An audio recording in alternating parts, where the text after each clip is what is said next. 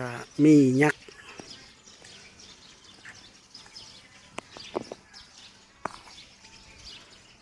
ท้าวเวสสุวรรณบ่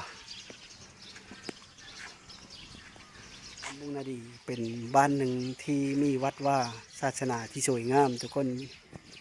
ตอนนี้เขาก็ยืนอยู่แคมป์คลองนี่แหละทุกคนเลยว่าเขาจะให้ทุกคนเบิ้งอันนี้ก็คือแม่น้ำคลองและกระทาเฮอบ้านบุงนาดีทุกคนสองทางติดต่อมนต์ซ้อเสียงผู้ไทยขอกราบทักทายสบายดีและก็สวัสดีพ่อแม่พี่น้องสู่คู่สู่คนวันนี้เขาก็มาอยู่ที่แคมป์คลองทุกคนหรือว่าถาบ้านบุ้งนาดีทุกคนเขาก็ลงมาพาทุกคนลงมาเบิ้งถาเฮอแถวบ้านบุ้งนาดีนี่แหละทุกคนไปเบิ้งน้ำกันเมืองไซภูทองแขวงสวรรณเขตทุกคนตอนนี้เขาก็ยืนอยู่แคมป์คลองนี่แหละทุกคนเลยว่าเขาจะให้ทุกคนเบิ้งอันนี้ก็คือแม่น้ำคลองและก็ถาเฮอบ้านบุ้งนาดีทุกคนเมื่อกี้นี้เขาก็มาลัดเอาน้องสาวคอยห้ามมาแต่ละเขาขึ้นไปแล้วทุกคนก็อันนี้ก็คือเฮอคิวอยู่บ้านนี่แหละทุกคนไปส่งสินค้าหรือว่าส่งคนไปมาลาวไทยในระหว่างลาวไทยนี่แหละทุกคนก็ต้องมาผ่านฐานิชกรทั้งพุ้นที่เขาค่อยเห็นก็ฟังทั้งนั้นก็คือดอนตาลทุกคนจังหวัดมุกดาหารอำเภอดอนตาลเฮินมานี่กับบ้านหน้าตาลหน้าโพหนองลมโพไส้ทุกคนเซิงฟ้านี่กับบ้านบุงนาดีบ้านหัวหาดทาโพไตลงไปกับบ้านนาพานคันธจารทุกคนบ้านนี้ก็คอยสิพาทุกคนขึ้นไปเลาะบ้านสักก้อนเบิ้งวัดน้ำกันทุกคนตอนนี้ก็กำลังย่างขึ้นทุกคนสิเวขึ้นทุกคนเบิ้งอันนี้ก็คือทางลงคลองทุกคนนี่ก็คือหมู่บ้านบุงนาดีทุกคนบ้านบุงนาดีนี่เป็นบ้านหนึ่งที่หลุดพ้นจากความทุกข์ยากถือว่า100%พอแล้วทุกคนบ่มีครอบครัวที่ทุกข์ยากนะถือว่าบ้านเพิ่นนี่ก็มีทางคอนกรีตคูซ้อยเลยแล้วก็อันนี้ก็ทางลงของทุกคนแต่ว่าเพิ่นยังบ่ได้เทไปตรงพอแต่ฮอดวัดท่านทุกคนพอกสิพาทุกคนเลาะบานไปเบิ่งนำกันเนื่องจากคนตอนนี้เขาก็มาฮอดวัดบ้านบุงนาดีแล้วทุกคนนี่ก็คือวัดกุฏิหรือว่าศาลาองค์ธรรมทุกคนหลังที่1ตัวนี้คุณก็คือหลังที่2หลังไม้ทุกคนอันนี้ก็หลังเก้าอันนี้ก็คือพุทธสิมาหรือว่าโบสถ์ทุกคนเราเบิ่งนำกันวัดบ้านบุงนาดีเมืองไซภูทองแขวงสวรรณเขตทุกคนเมืองไซภูทองแขวงสวรรณเขตบ้านบุงนาดีเป็นบ้านหนึ่งที่มีวัดว่าศาสนาที่สวยงามทุกคนที่เพิ่นตกแต่ง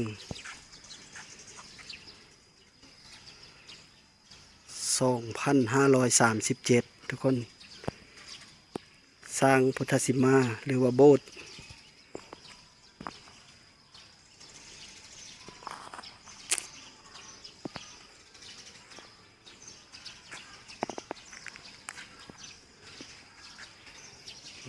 พระฤาษี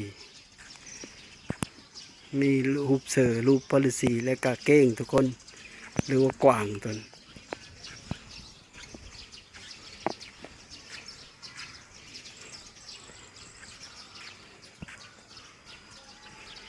มีบาทใหญ่เลยทุกคน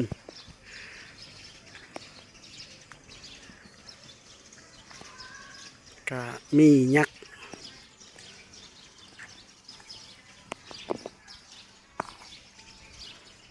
ท้าวเวสสุวรรณบ่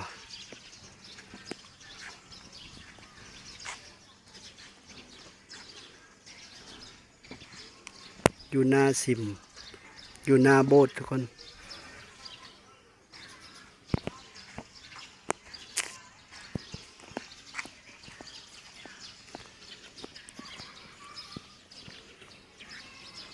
ประตูคง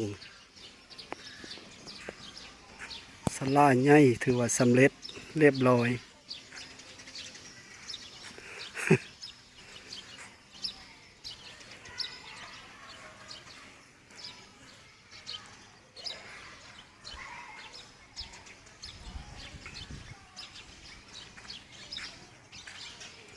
ศาลาก็ใหญ่เลยทุกคนเบิ่งกัน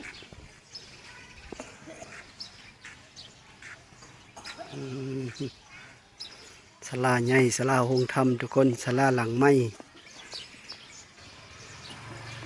ถือว่าสำเร็จเป็นที่เรียบร้อย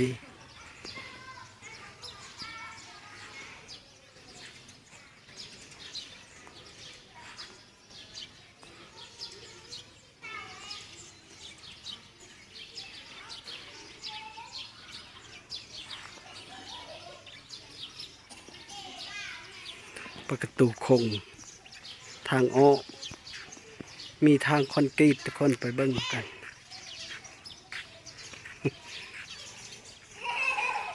พื้นวัดกับเทปูนมัดเลยทุกคนเทคอนกรีตแล้วมัด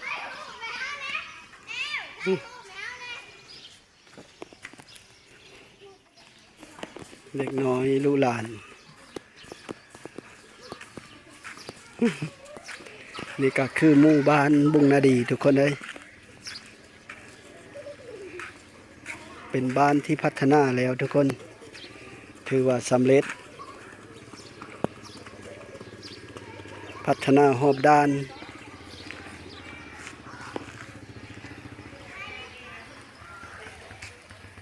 ตูคง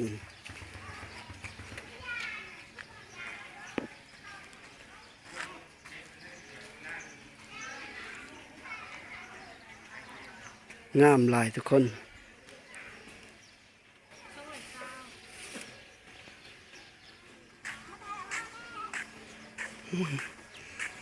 พาทุกคนเลาะบ้านเบิ่ง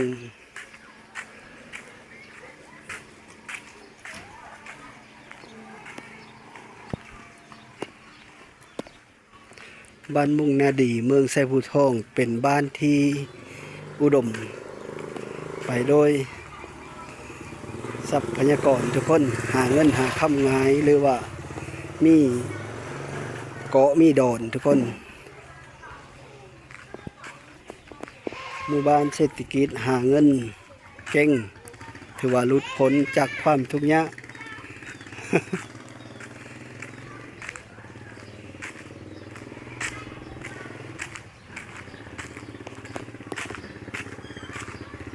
ทางคอนกรีตหมดคูซอยเลยทุกคน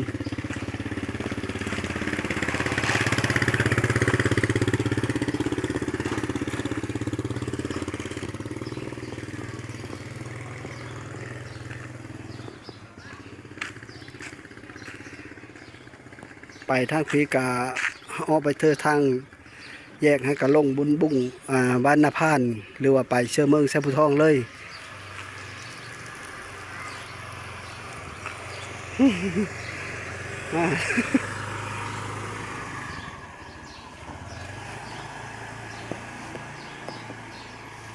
งามหลายทุกคนเป็นหมู่บ้านที่สำเร็จถือว่าลอยชนลอยในการชีวิตการเป็นอยู่ของข้าเจ้านะถือว่าบ่มีครอบครัวทุกข์ยากทุกคนถือว่าพ้นทุกข์หมดแล้วสมบูรณ์ครอบครัวแต่ละครอบครัวนะ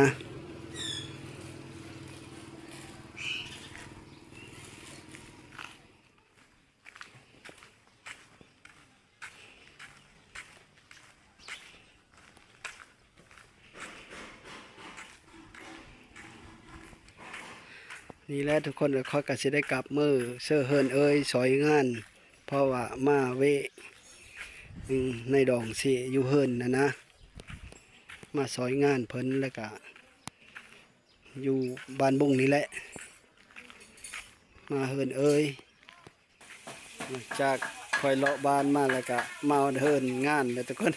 น้องสาวค่อยก็มาเลยคบกันเลยสบายดีนั่นเลย น้องสาวผู้ที่ผู้ลาทุกคน ที่หก ผู้ที่หกน้องสาวพิมพ์ มากำลังตำหุ้งเดี๋ยวพวกซักเขาบอกกันยังไง เขาก็เลาะบ้านบุ้งโทรมาแล้วทุกคนแต่ว่าอย่าเมื่อกับเมื่อบ่ได้เพราะว่ามาจอบมันในดองเพิ่นผัดเสมื้อเช้านี้ก็เลยอยู่จนเท้าช่วงสการแล้วพุ่นละ ซอยงานอยู่เฮิรนนี่สะก้อนนี่ก็คือ คนที่สองคนไทยคนที่สามพี่น้อง8 คน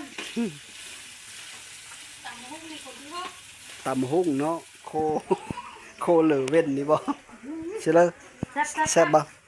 แซ่บอาทิตย์ สุดยอดเลยสีมือไทย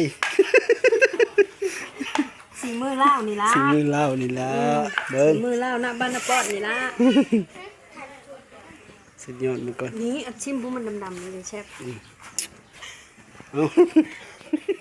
ปากบ่ถึงแซ่บ สุดยอดเลย แซ่บเนาะนะ เอาบ้องมาอีกได้ยามละ ย่างบ่วงนี่เชื่อละบาทนี่นั่งเอาบ่วงมาให้แน่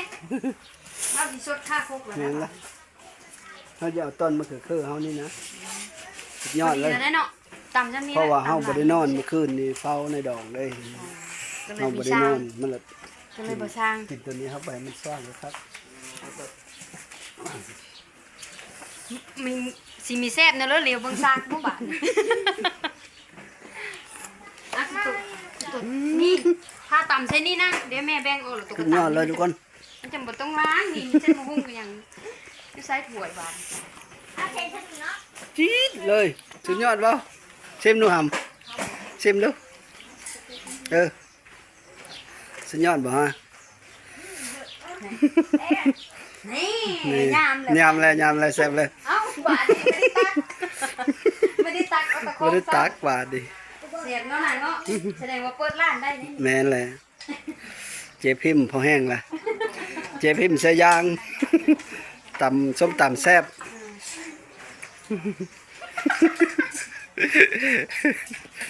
ไปกินนี่กินบ่ลาไปเอาข้าวมาอีกแน่ลูก พอดีแล้ว นั่งไปเอาข้าวมาอีกแน่ แซ่บบ่คำนี้ แซ่บ แซ่บได้ตำ หู หู เด้อ นะ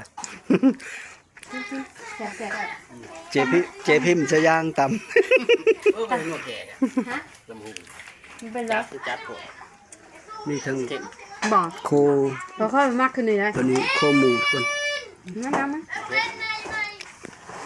มากินน้ำกันนะ กินหลายคนหนึ่งจังแซ่บ แม่นเลย กินข้าวน้ำกันเด้อกินข้าวน้ำกันกินข้าวน้ำกัน เป็นแซ่บ FC บาดวงคนไปลงมาวะ จัดไปแพงตาเฮ็ดคำใหญ่ๆดู เราบนมันไร เบิ่งเอา ตำหุ่งมากระแทะ นี่แหละ บางยานนี่มันว่าว่าจะกินตำหุ่ง อืม นักกินแต่บ่ได้เวียดได้งานกินจังเฮ้ยกินกับบ่เป็น